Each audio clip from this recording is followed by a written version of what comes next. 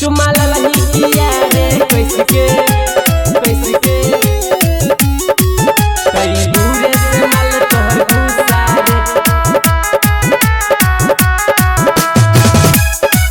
कई दूरे से माल तोहर गुस्सा रे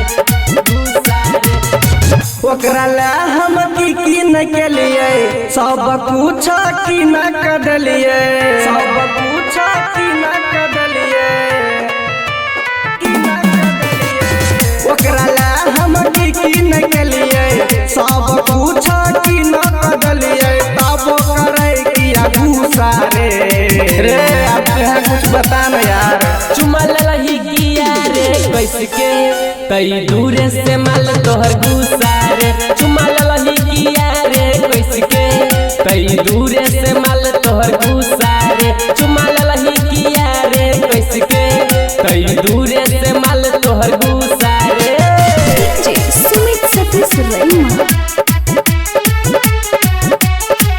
चुमा ललही किया रे कैसे के कई दूरे से माल तोहर गुस्सा रे दरभंगा ओकरा घुमलिए तब घुमलिए मधुबनी शहर रे पटना में लई जाई के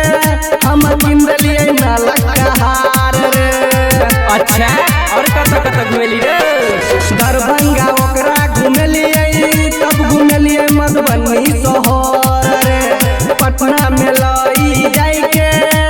किनलिए नालका हार रे। अच्छा किनलिए ओकरा रे माथे के बिंदिया हिला कर रख दल के पूरा रे इंडिया तब करे किया गुस्सा रे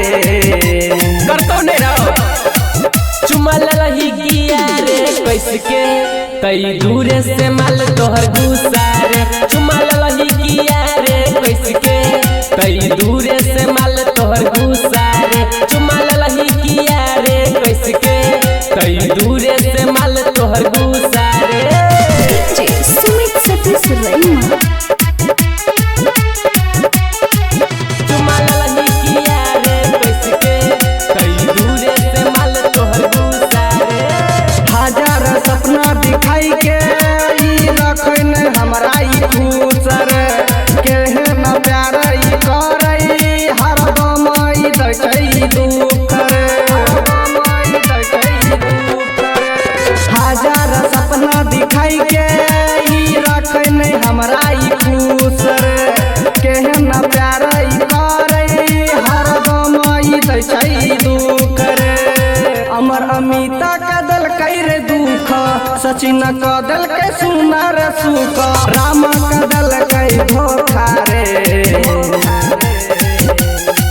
चुमा ललही किया रे कैसे के